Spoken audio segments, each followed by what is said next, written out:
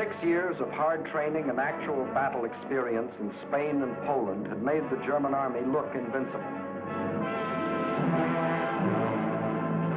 But what about the British and French? First, let's take up the British. They started from scratch, but both at home and abroad, an army was growing. For not only Britain had declared war, Canada, Australia, New Zealand, South Africa, the whole British Commonwealth of Nations was also determined on victory over Hitlerism and all it stands for. And Britain had one weapon that was ready, the Royal Navy. Shortly after war was declared, it had swept German shipping from the high seas. And units of the British fleet were deployed at Suez, Malta, Gibraltar, in the Channel, and in the North Sea, blockading Germany. World conquest was impossible without running smack up against the rock called Britain.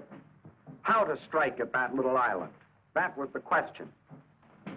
Between Britain and Germany stood not only France, but the little countries of Luxembourg, Belgium, Holland, Denmark, Norway, and Sweden. The people of these small neutral countries were peaceful, hard-working, and free. They knew they were in the middle and feared violation of their neutrality. Hitler knew this. He also knew that if they united with the Allies, they would form a solid democratic wall against Nazi aggression, and their conquest would be far more difficult. So before striking with his armies, he used another weapon, the propaganda barrage, to confuse, to make them lose faith, to divide and conquer. To lull the fears of the little neutrals, propaganda minister Goebbels told them Germany didn't want a war at all. It was Britain and France that caused all the trouble. Then it was Hitler's turn. In a speech on October 6, 1939, he made them all kinds of specific promises. To the Danes, he said, "We have concluded a non-aggression pact with Denmark." To the Norwegians, he said, "Germany never had any conflict with the northern states and has none today." To the Dutch, he said, "The new Reich has endeavored to continue the traditional friendship with Holland." And to the Belgians, he announced, "The Reich has put forth no claim which might in any way be regarded as a threat to Belgium." And while Hitler was making these promises, his generals were cold-bloodedly picking out the first victim, Norway. And why did they pick Norway?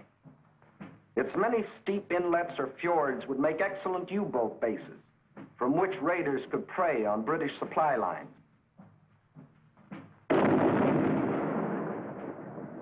Also, it would give the Nazis vital air bases. This is Scapa Flow, British naval base, and this the blockade fleet. At this time, the German-based bombers couldn't reach them. Possession of bases on Norway's western shore would bring these vital British defenses under easy bomber attack. But he couldn't take Norway without also taking tiny Denmark, the springboard for his attack. So at dawn on April 9, 1940,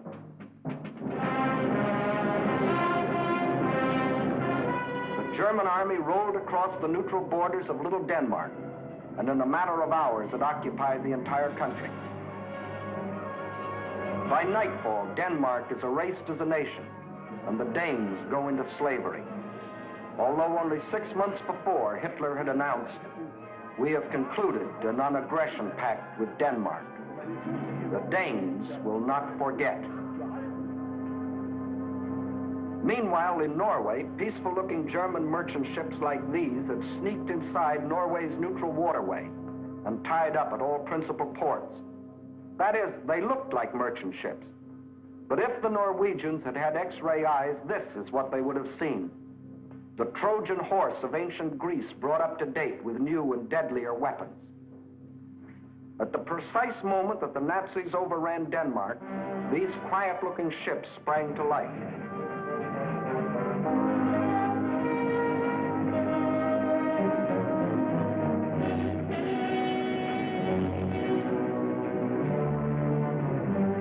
At the same time, Nazi warships, discovered along the entire coastline, started steaming up the Norwegian fjords.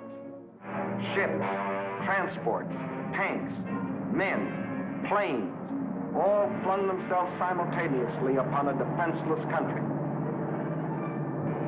Airborne infantry seized every strategic Norwegian airport.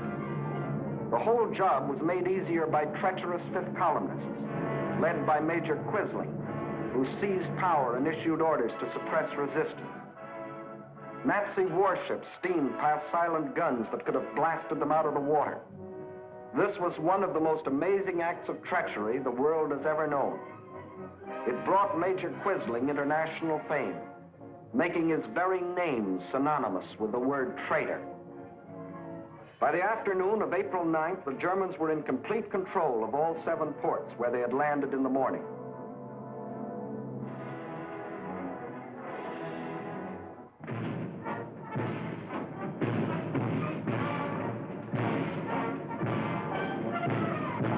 For the first time in more than 200 years, the people of Norway saw an invading army parading through their city.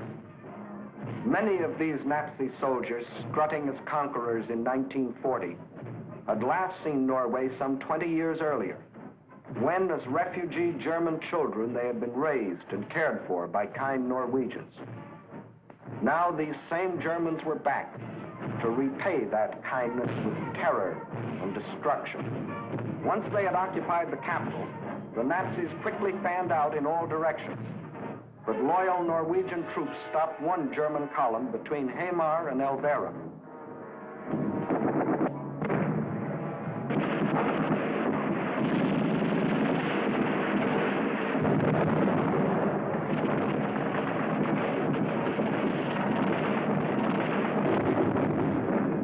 So the Germans brought up their bombers.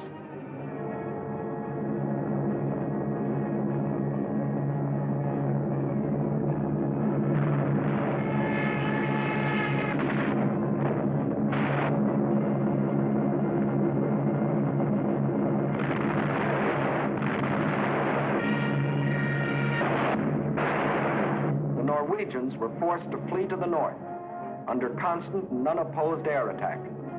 It was here that Captain Robert Losey, an American military attaché, was killed, the first American soldier to lose his life in this war. Meanwhile, the Nazis had spread all over the country. Small patrols occupied every strategic village.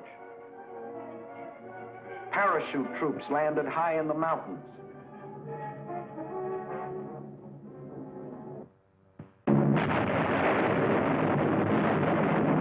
Unopposed bombing raids sent defenseless civilians fleeing in stark terror.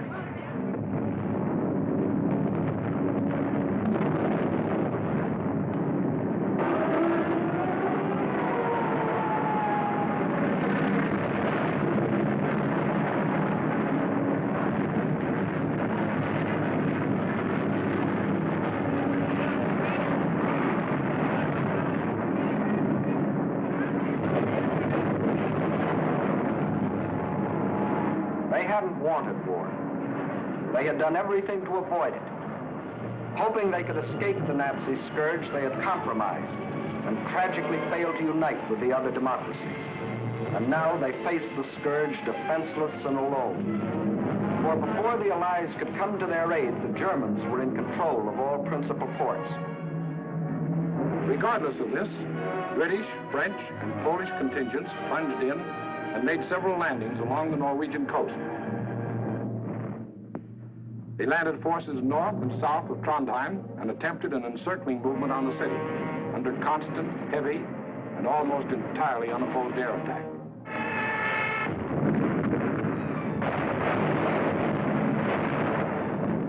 Well, the scene of action was out of range of British fighter planes, so they brought up aircraft carriers. But these are at a disadvantage when opposed by land-based planes. The Allies, therefore, were badly battered from the air. Finally, suffering heavy losses, they withdrew from a hopeless situation.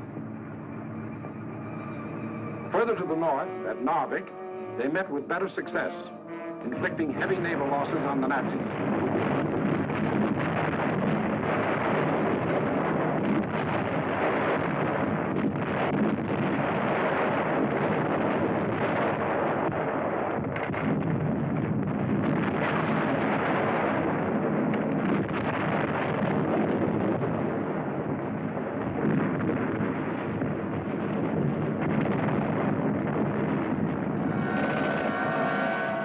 made landings and held the town for nearly 2 months.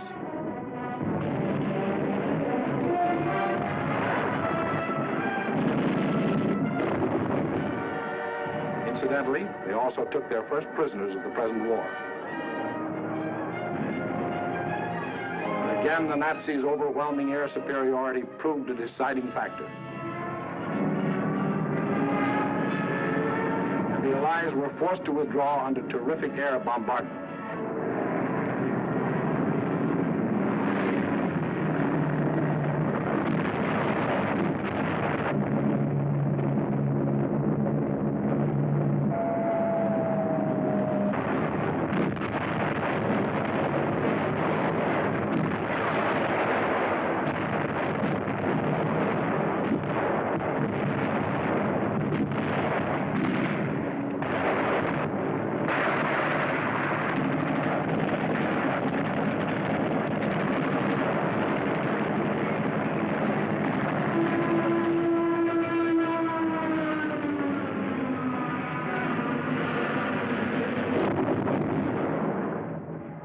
Loyal Norwegians were left with their quislings, their ruins, their dead.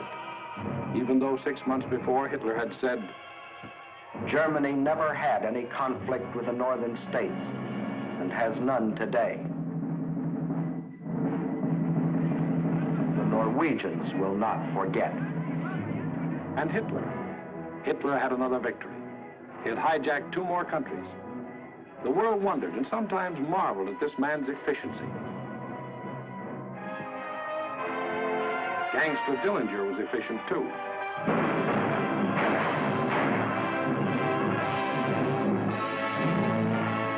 When a man or a nation throws away all regard for the laws of God and man, he is bound at first to be more efficient than his victims.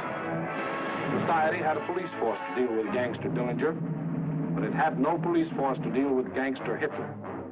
So he clubbed Norway into submission and got what he wanted, bases for use against Britain. Now he had the northern claw of an enormous pincer movement. A drive through France would give him the southern claw. Blockade by U-boats coupled with mass bombing attacks would weaken the British for final invasion. Then, with Britain gone, Germany could reach out in all directions for world conquest.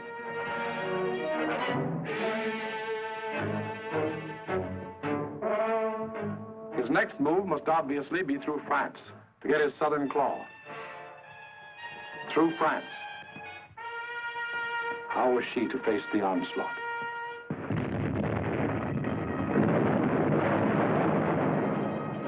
These scenes are ancient history. They occurred in 1914. The German armies, without warning, had smashed across neutral Belgium, invaded France, reached the River Marne only a few miles from Paris.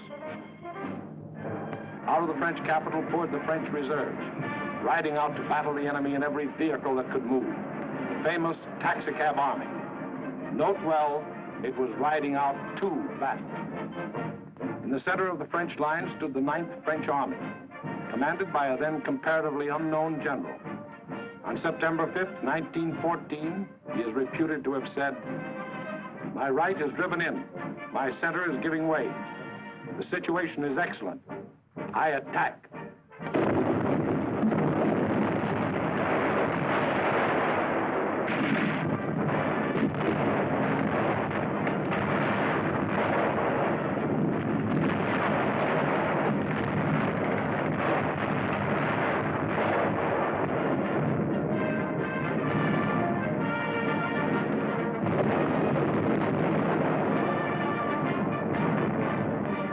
He did attack. The German onslaught was checked, and Paris was saved.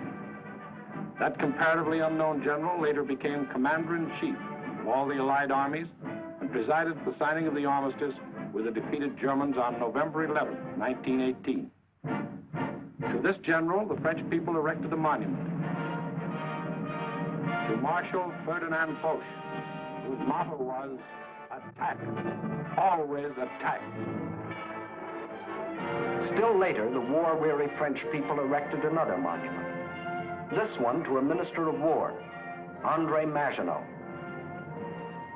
Between the ideas symbolized by these 2 statues may well lie the military story of the fall of a great nation.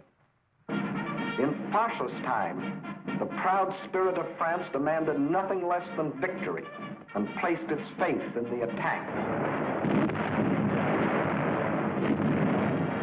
In Maginot's time, the spirit, no longer proud, asked only to avoid defeat and placed its faith in concrete.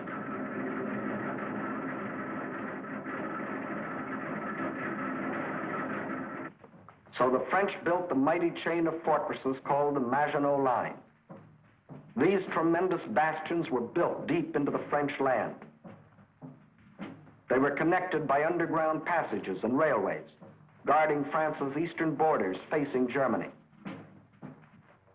And when France was finally forced to declare war against the rising Nazi menace, the French troops, instead of attacking, were marched into their modern caves to wait for the Nazi blitz to smash itself against the Maginot Line. And their generals, headed by Marshal Pétain, proudly announced, "Whoever makes the first move in this war will be hurt." But Hitler didn't go near the Maginot Line. That was France's strong point. Instead, he attacked the weak point. Hitler knew that the French had tried to avoid war instead of preparing for it. That knowledge was one of his greatest weapons. He knew they had planes, but he knew they were antiquated. He knew they had tanks, but he knew they were few in number and lightly armored. But most important of all, he knew that France had become a cynical and disillusioned nation. What made this change in the French spirit? In the first place, between 1914 and 1918, the French suffered more than 6 million casualties in the heroic defense of their land against German invasion. The flower of an entire generation was lost, with its stimulus of new blood, new determination, new ideals. Secondly, the failure of the League of Nations, to which the French had pinned their hopes of peace, the corruption of many in high places, the greed of special interests, all had combined to shake the faith of the French people in their democratic ideals. And when a people loses its faith in its own ideals, it is ripe for the insidious words of the devil. France still looked like an imposing castle, but Hitler's political termites had so gnawed away the binding of national unity that the castle was ready to crumble.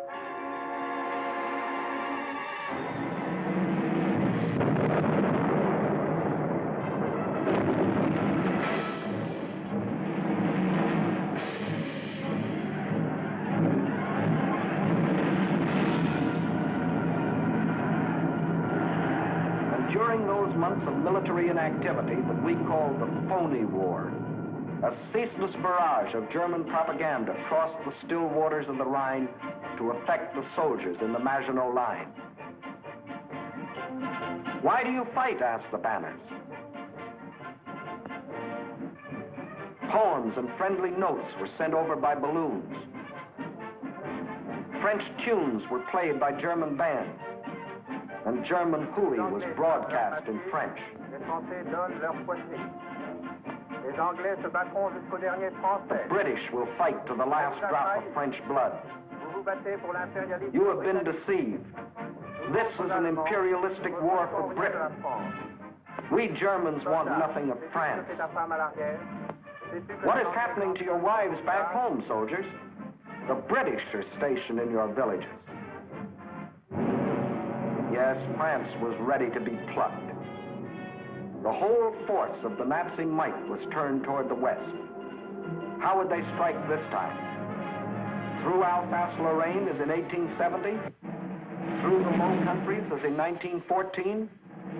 What was the 1940 model conquest? The French considered the Maginot Line utterly impregnable, and therefore believed the Germans would again try a swing through the Low Countries as in 1914. But even after Hitler's rape of Scandinavia, Holland and Belgium, hoping against hope, still clung to their neutrality. So the French massed 78 divisions here along the border of Belgium. 17 were in the Maginot Line. 10 divisions here in case Mussolini got bold. 3.5 as a safeguard against Spain. The British had 10 divisions here. The Allied strategy in the event of an attack against the Low Countries was to swing their armies like a gate into Belgium, the hinge being the north end of the Maginot Line. This all-important hinge was protected by the forest of the Ardennes, a hilly and thickly wooded area, honeycombed with streams, its roads narrow trails, its bridges too weak for military vehicles. French strategists estimated the forest of the Ardennes impassable for armored forces. As you will see, this was one of the costliest estimates in all military history. That was the situation on May 9, 1940.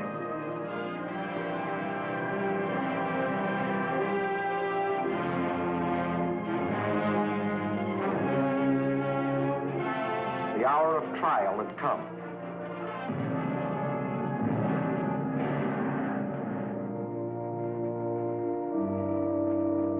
The people of the democracies prayed for strength to meet the coming hurricane of terror.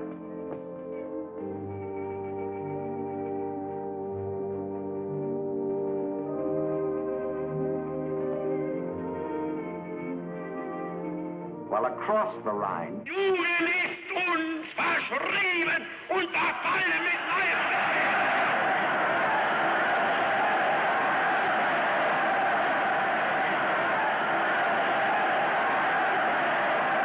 delirious madness possessed the German nation.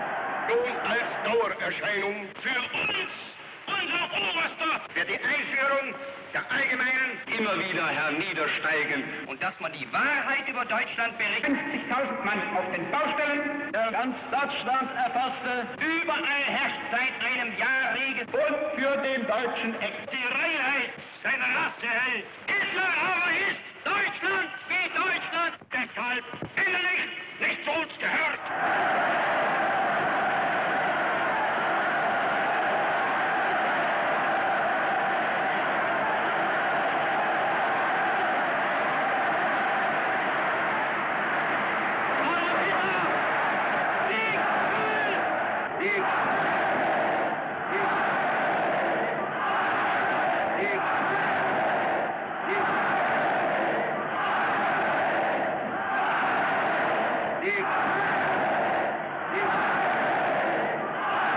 Der Tag had come.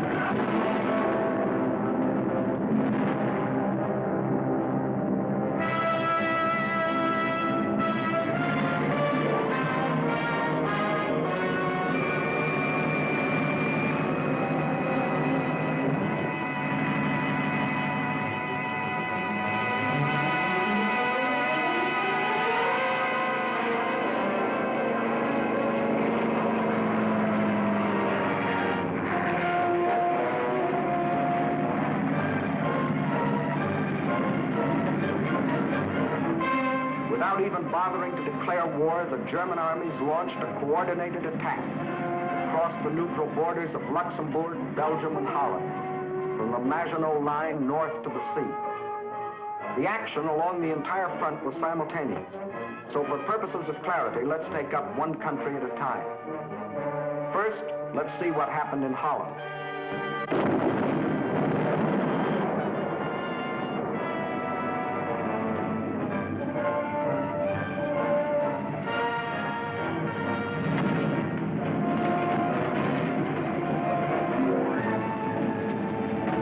Nazi ground forces smashed through the improvised and hastily erected border defenses. But the main attack was to come from the air, far behind the defense lines.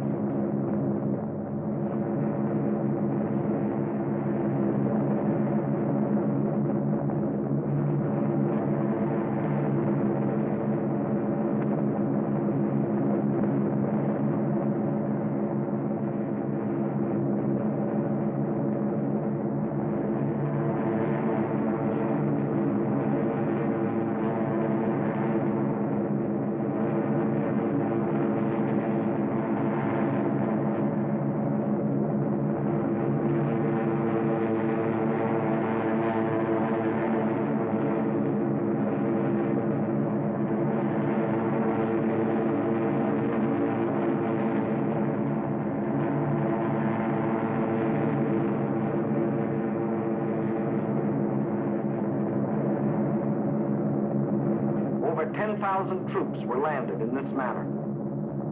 Before the stunned citizens of Rotterdam even knew they were at war, these troops, aided by well-trained fifth columnists, quickly captured the airport and outlying sections of the city.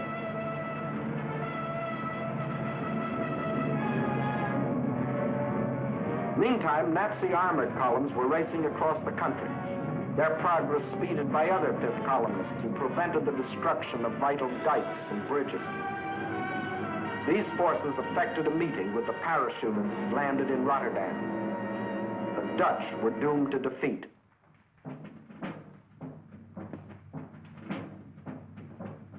On the fourth day of the invasion, the Nazis gave the Dutch general an ultimatum. All Dutch resistance must cease, or Rotterdam will be bombed flat.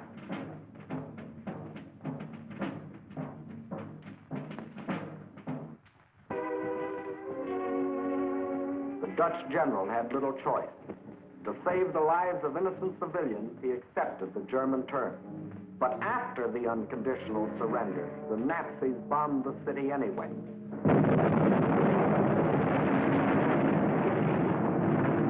Flights of unopposed German bombers flew low over the center of Rotterdam and methodically bombed it into a heap of rubble.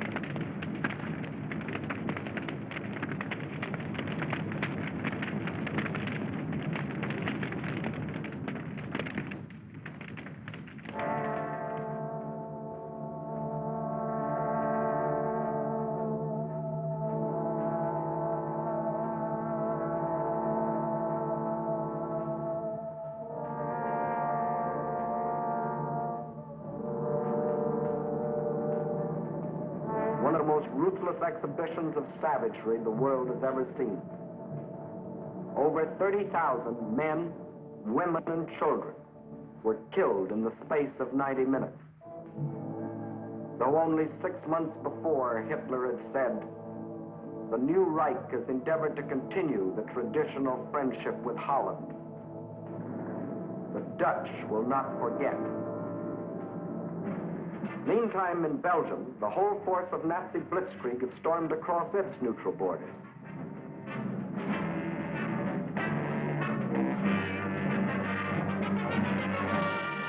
The main German attack was directed at the Albert Canal-Meuse River line, the anchor of which was Fort Eben Amael, a modern and seemingly impregnable fortress. The Germans had secretly built a replica of the mighty fortress in Czechoslovakia and had rehearsed the attack until they knew every detail of the fort's construction and its every weakness. When the real attack came, it was foolproof. Parachute troops, dive bombers, flamethrowers, specially trained engineer battalions, all working together as a well-trained team.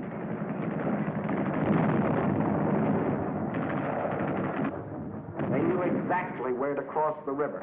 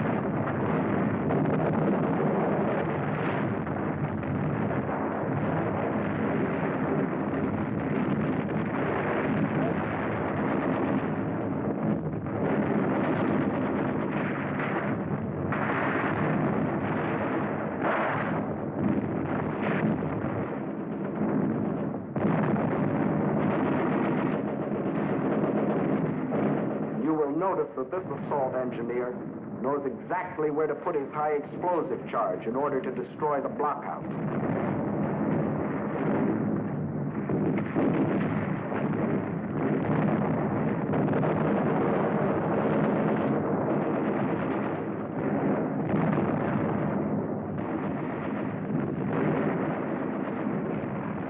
Fort Eben-Emael withstood the Nazi attack exactly 2 days, and the German armies rolled on. Meantime, an hour and a half after the German invasion began, Allied troops crossed the French and Belgian border to meet the advancing Germans.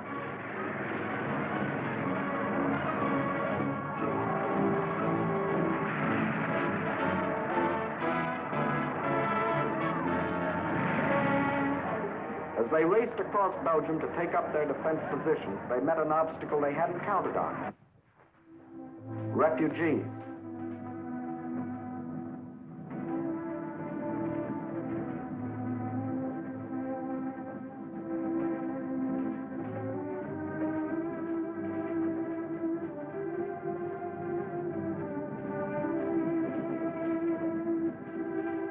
And the refugee-choked roads didn't get that way by accident. The Nazis methodically bombed little towns and villages, otherwise devoid of any military value, not so much to kill as to drive the inhabitants out onto the highways. Then, by expert machine gunning, the Nazis would herd them along in terror-stricken flight to hopelessly entangle the advancing Allied armies.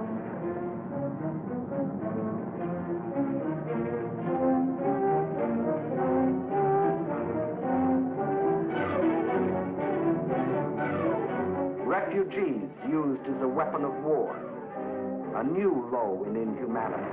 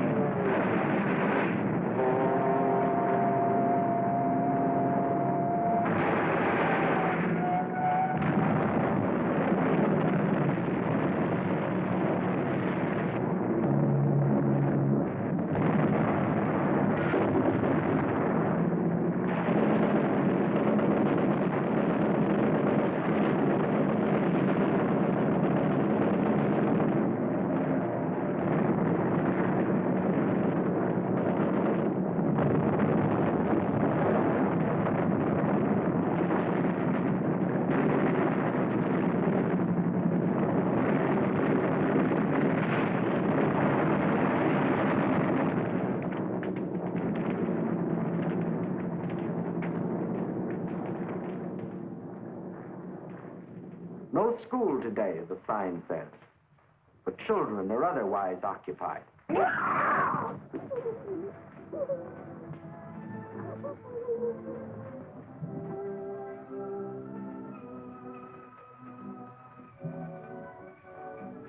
No, no school today.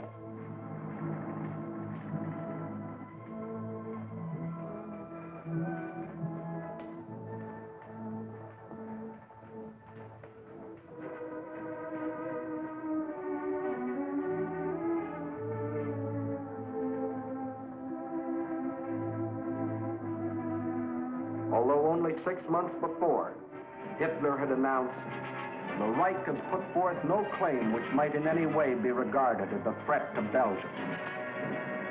The Belgians will not forget."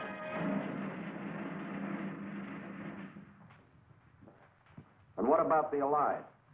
They were convinced that the German attack on Belgium and Holland was the main thrust, and according to plan, had swung their armies like a gate into Belgium.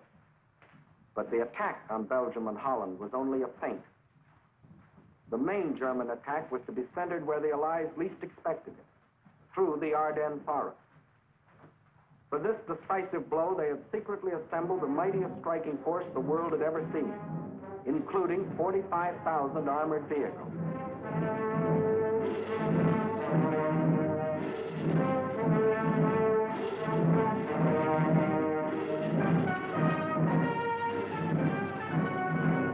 At the same time that the Nazi armies were plunging into Holland and Belgium, this column started to move.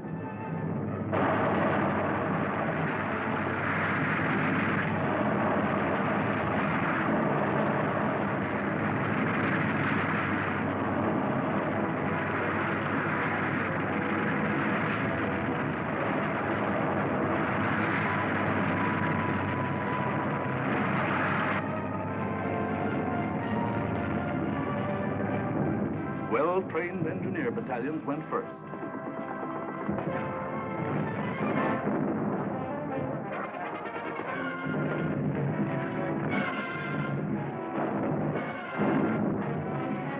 They were opposed only by scattered Allied patrols.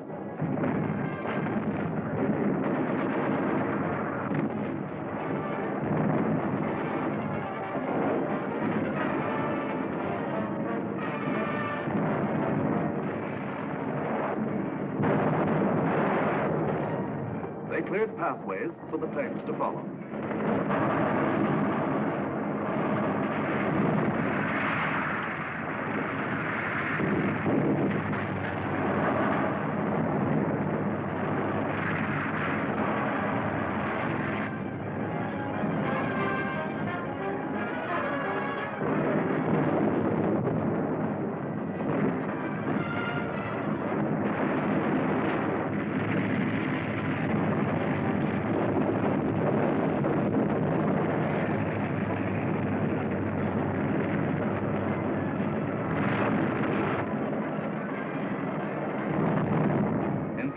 The German armored force reached the Meuse River, 2 days faster than the French thought any troops could get through.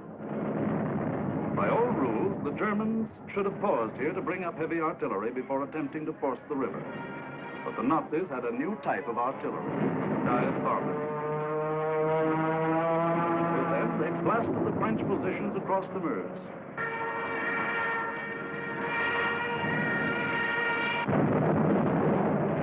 With feverish haste, the Germans laid a barrage across the river with anything and everything that would shoot.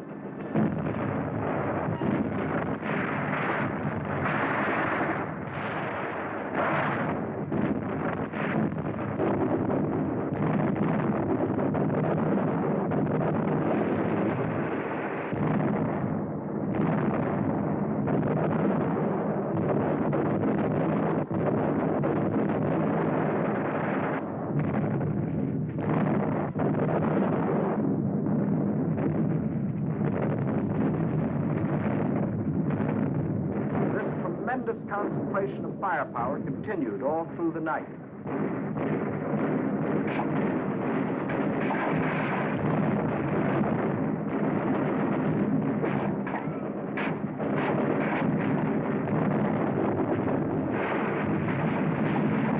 By the following day, shot troops were able to get across the river.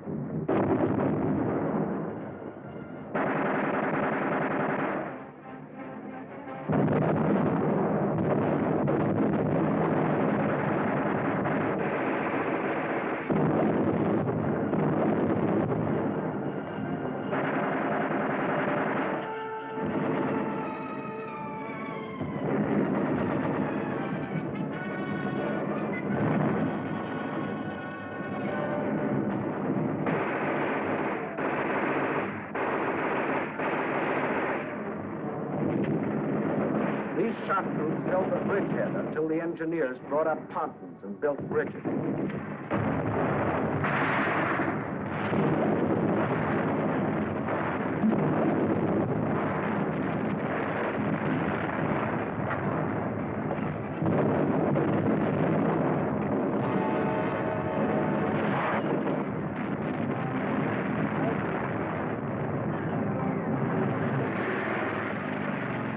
Then, without wasting a moment, across these bridges, the main armored force of the German military machine rolled through to Sedan.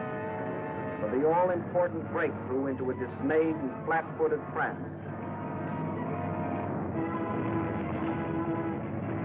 There went the old ball game for the Allies.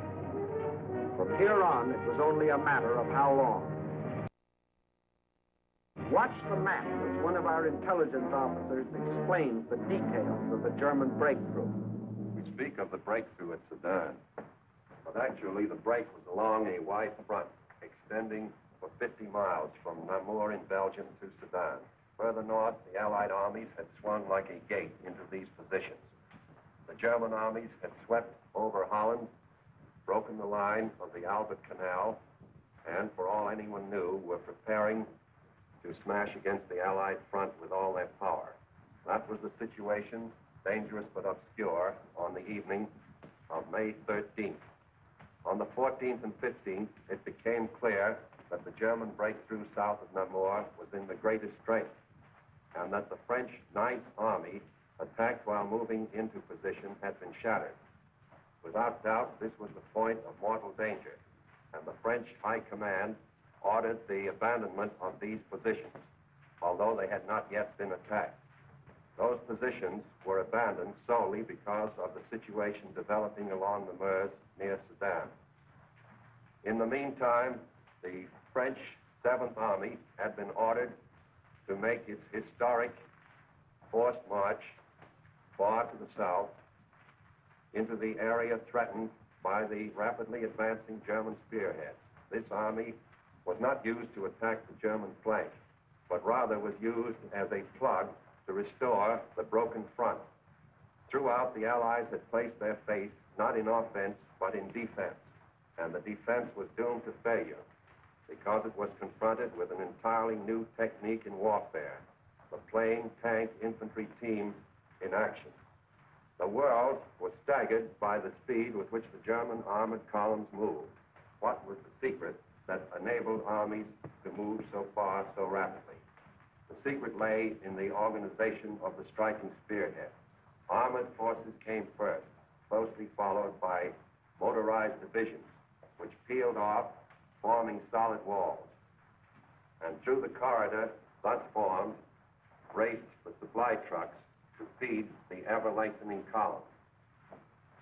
It was obvious that if the Allied situation was to be restored, the German column would have to be cut. On May 17th, General de Gaulle attacked the German flank and captured a few prisoners. But his light mechanized forces were like a pin pricking the side of a rhinoceros. A subsequent attack met with even less success. The means for a really successful counterattack against the German corridor simply did not exist. Where numbers of divisions were required, only handfuls of companies and battalions were available. A valiant attempt to cut the German corridor was made by a group of slow-moving British tanks just south of Arras. But lack of sustained striking power doomed this valiant unit to destruction. On May 21st, the German spearhead reached the channel port of Abbeville. Protecting their flank along the Somme, the Germans fanned out to the north and east. This was to be the perfect battle of annihilation. On May 28th, the Belgian army, compressed into a small space and weary of battle, laid down its arms. That left the desperate French and British defenders with their backs to the sea at the small channel port of Dunkirk. One of the greatest disasters in history seemed in the making. An entire British army faced annihilation. But out of the fog and the mist shrouding the channel came a strange armada of Navy craft, fishing boats, pleasure yachts, anything that would float. The seagoing people of Britain had come to rescue their army. High overhead, British fighter planes fought the Luftwaffe to a standstill.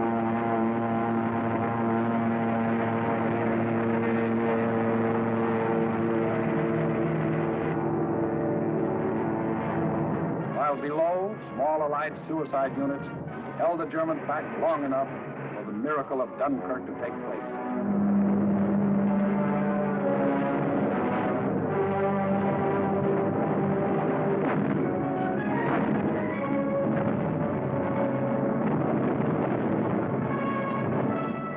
$211,500 British troops, plus 112,500 French and Belgian were rescued. Over 300,000 battle-tested men, grimly determined to go back again with new tools, new weapons with which to blast the hated Nazis out of this world. For free men are like rubber balls. The harder they fall, the higher they bounce. Leading the British by this time was a man who had been bouncing all his life, Winston Churchill, who had tried for years to warn the world about Germany. Meantime, the situation that faced France was as nearly hopeless as a military situation can be. 2/5 of the French army was lost. There were fewer than 50 divisions left to defend a front almost 200 miles long, running from the northern end of the Maginot Line to the sea. And behind that thin front line, there were no reserves. The despairing people of Paris sent their children south, praying that some miracle would keep them from harm.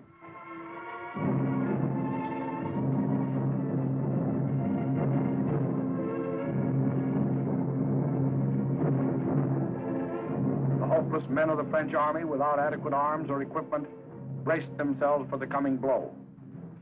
The first blow fell on June 5th. The French resistance was determined, but by June 8th, the left flank army had been shattered, and a general withdrawal was ordered to the line of the Marne and the Seine. On June 9th, the German main attack came. Within 2 days, the German armored and motorized divisions roared out into the open terrain. With this breakthrough, the issue of the Battle of France was decided, and from that time on, there was official talk of an armistice. Now, what about the famous Maginot Line? Let's go back and take a look. On June 14th, the Germans launched 2 attacks against the Maginot Line. In both cases, penetrations were effected. But we must remember that this was against fortifications defended by men devoid of hope. In the meantime, Mussolini, now thinking it's safe, sent his divisions racing across the border. The hand that held the dagger has struck it into the back of its neighbor.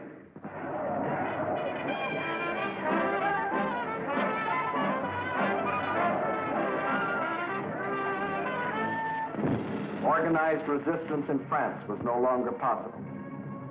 The government faced 2 alternatives: retire to North Africa and carry on from there, or give up the struggle. France's leaders were old and tired, and the oldest and most tired was Marshal Pétain.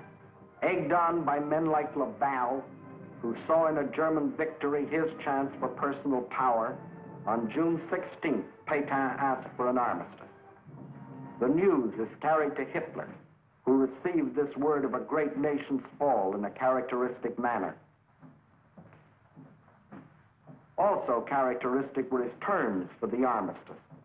It must be signed in the coach where Marshal Foch met the defeated Germans in the last war.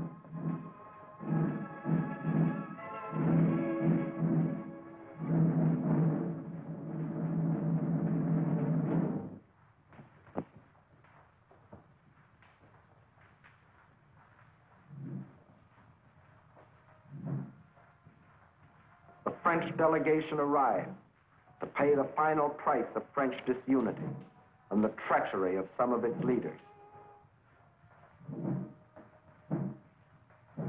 The final price, a price that for centuries to come, the French won't forget.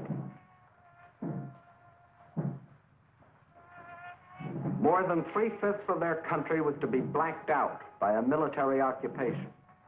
The remainder was to be controlled by a French government acceptable to Hitler. A tax of 400 million francs a day was to be imposed on the French people to support the German army of occupation. Nearly 2 million French prisoners of war were to be taken into Germany and kept there as hostages, to work as slaves or rot of hunger, tuberculosis, or other diseases in concentration camps. Men deliberately and permanently separated from their families in order to decrease the French birth rate and thus eliminate France as a world power in future generations. French civilians, men, women, and children, must slave on farm or in factory for the Nazi master race, or starve. There will be a class of subject alien races. We need not hesitate to call them slaves. French children were to grow up on such inadequate food that many would reach the age of 12 before they grew new teeth. And for any attempts to protest against these restrictions, thousands of innocent French civilians would be executed. This was the price the French were to pay as they signed the armistice. And the master of the master race must go to Paris to tour the streets of what was once the city of light. You notice no cheering crowds here to welcome in the new order.